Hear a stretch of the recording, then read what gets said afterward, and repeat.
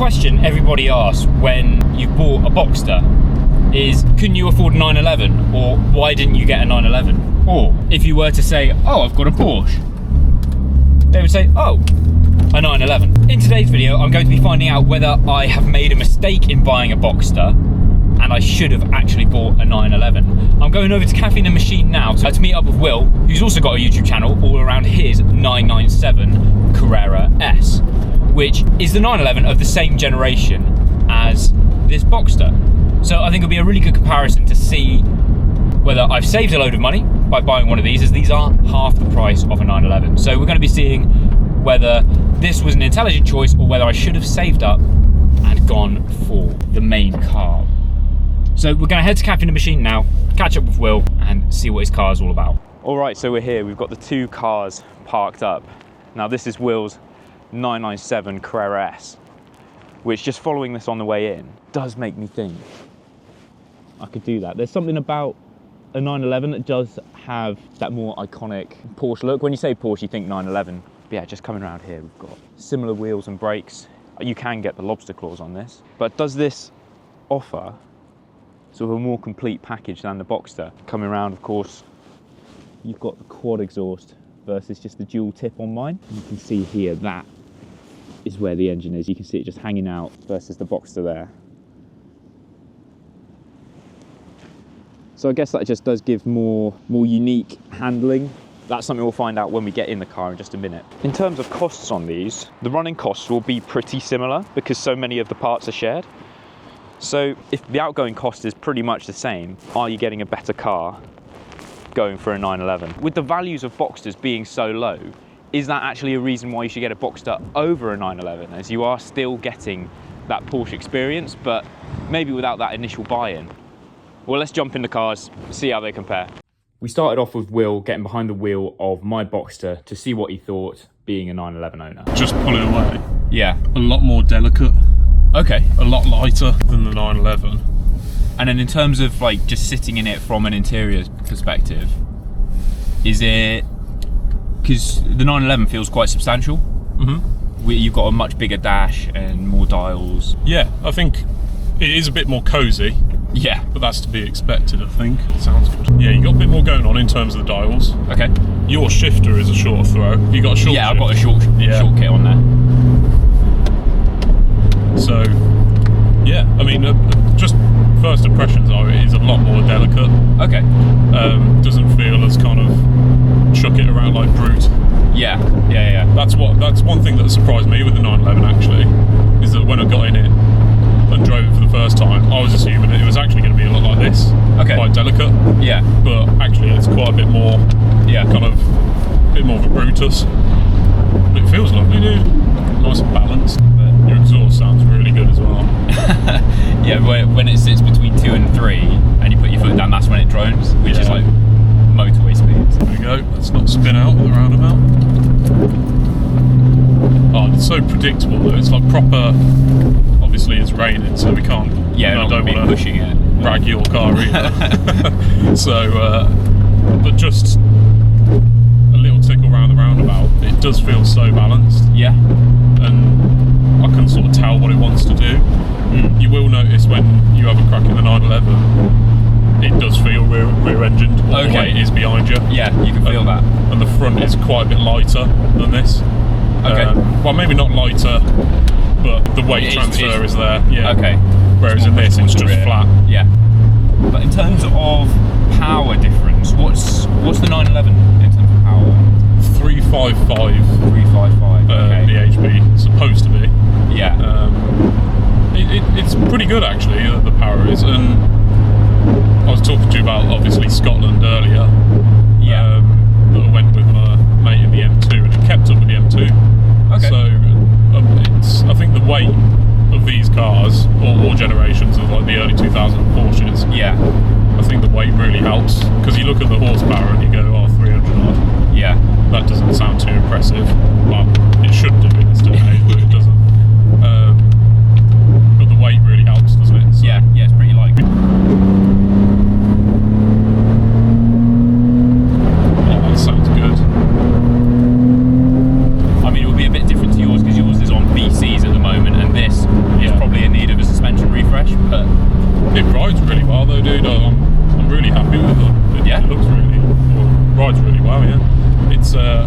mine will be a bit more crashy than this, I think. Okay.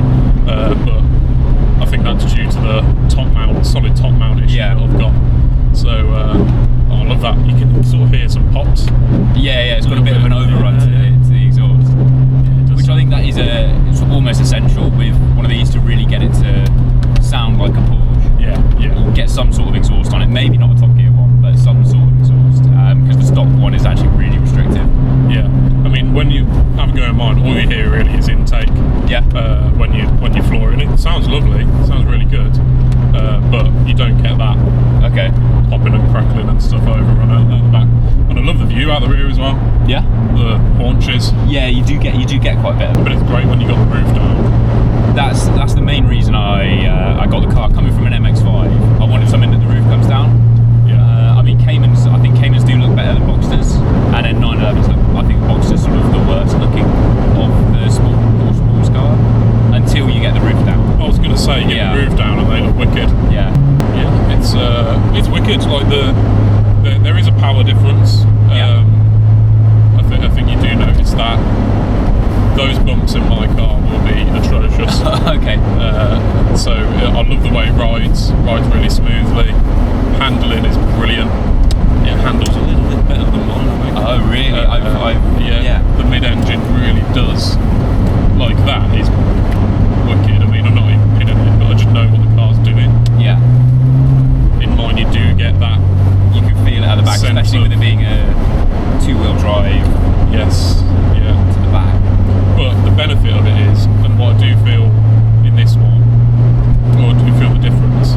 The rear tyres in mine, I'm not sure what these are, but the grip when you come out of a corner in the 911 is ridiculous. Oh, really? It's really good. And I think that's kind of the trait of the 911 is that they sacrifice corner entry because it's a bit light and you've got to get heavy on the brakes, dive that nose in, get off, then do your turn in. Okay. And you can get on the power really early because it's got all that weight and traction over the rear. So, but this, I imagine, on a twisty road would probably... Yeah, it's great for the roads, sort of in the Cotswolds, sort of B roads and stuff like that. Yeah, and perfect. especially it's quite a bit thinner than your car.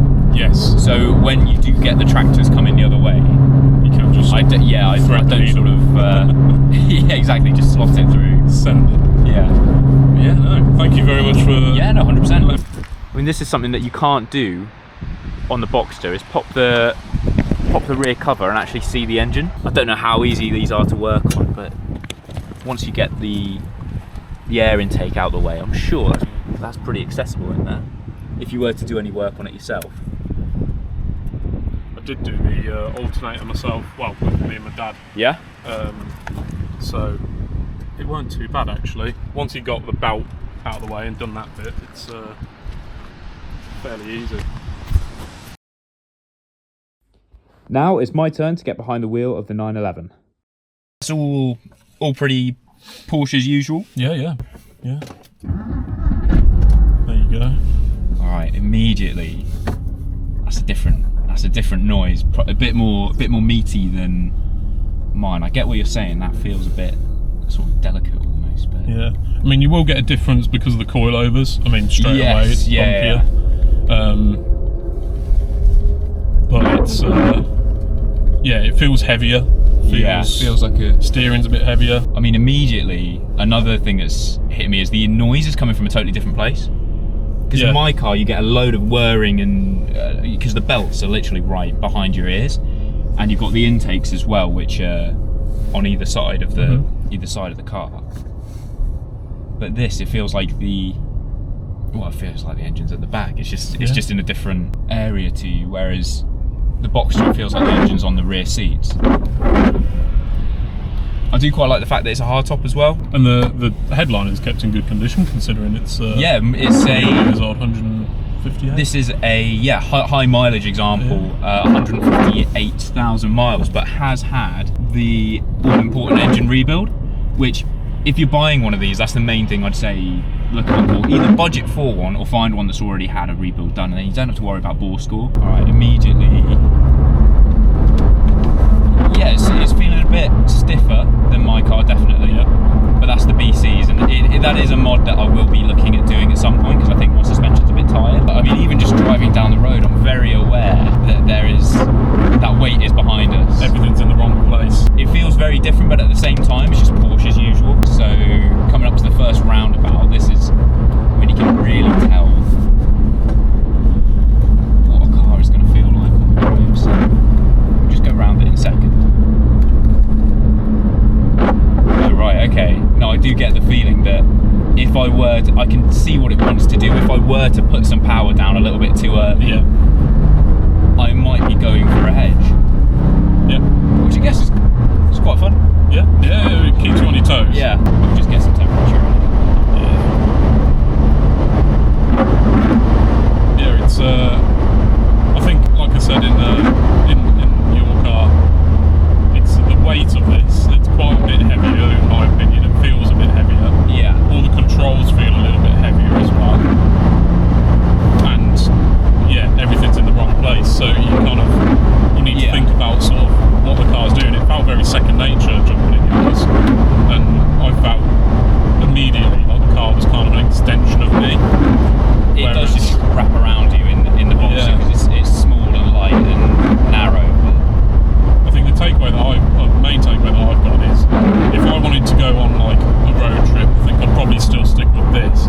Yes. But if I wanted a track day, I reckon yours is probably the one to maybe. go, like, if a track day B-road sort of craziness, yours will be really, really good fun. Yeah, I mean that's the main mileage that I do is B-road stuff around where I live. I haven't taken on any sort of long road trips yet. I mean, now that we're up to temperature, let's give it a little give it a mean straight bit and then go. But it's one of those things. Wait for a straight bit because I feel on edge, mainly because it's not my car, and also because there is a likeliness that it could step out. I mean, the conditions aren't exactly. Yeah, especially with the amount of rain and standing water on the road.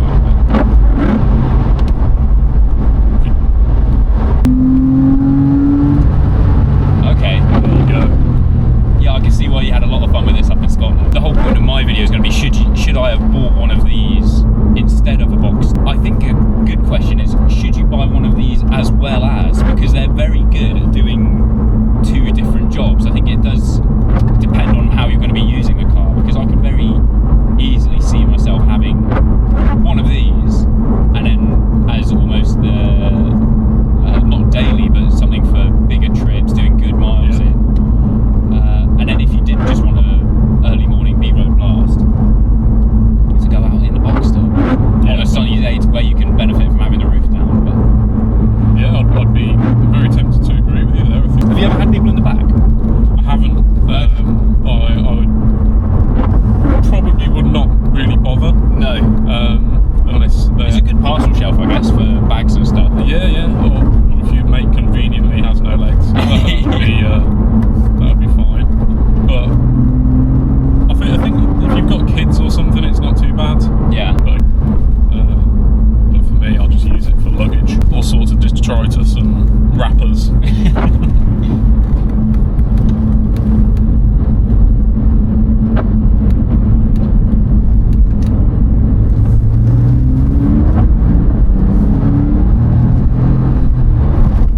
It's got the power down low as well. It's got a lot more torque than mine. It has got you can drive it without. I mean, it's great to rev it out, but you can drive it without doing that. I mean, that's 3,000 RPM, and we just great thanks to Will for having me on your channel as well. I'll put all the links and everything down in the description, and do go over and check that out. My main takeaway from driving both of these cars back to back is that in the Boxster you feel a lot more almost involved in the driving experience, just with the engine being right behind you where the rear seats are on the 911. You can hear the engine whirring away, and the intakes, especially with the roof down or the windows open, the intakes being near your ears, you can just hear everything working. Whereas in the 911, you've got that extra degree of separation from the engine. Its intakes are right at the back. It's behind the rear seat, so it's quite insulated really, and it does just feel a little bit more refined than this car, which is a plus. especially if you're going to be doing longer miles. Where that 911 does have the upper hand on this car is definitely in terms of the engine does definitely have the advantage of more grunt. With it just having a larger displacement, you do get a lot more power low down, which means you don't have to rev it out in every gear all the time. Of course, it's great to take it all the way to the red line, but when you are in just normal traffic and you want to pull away, just putting your foot down in most gears gives you enough power to make quite a quick getaway. Whereas in this, I find myself having to downshift a few times to almost get that power that comes in a lot later. This car, the Boxster, as a whole, feels slightly more agile, and I guess that's just due to the balance. It is the party piece of a Boxster, the fact that it is perfectly balanced. Whereas in the 911, that could come across as a negative, but actually it goes into its character. There is no other car like it that is rear-engined. There's only one way to get those driving dynamics, and that is by having a 911. And it's just a totally different experience. So I can see why you would go for a Boxster as a driving tool. I think the Boxster might be better. It's more precise, and if you're chucking it down a country road, I would have more confidence in the Boxster. Whereas the 911 is a lot more of an occasion. When you are on it, you can really feel those dynamics, and you're thinking about everything on how the car's moving and the weight distribution. And driving that car, I just had a really good time. Really enjoyed it. Do I regret buying this car? Absolutely not. I'm very happy with it. But would I like a 911 having driven one now? And yes, I would. So I'm going to be keeping my eye out, seeing what's on the market, and I think it would almost be a good car, not to replace the Boxster, but to join it alongside. But anyway, do go and check out Will's video and all of his socials as well. I'll put them in the description below.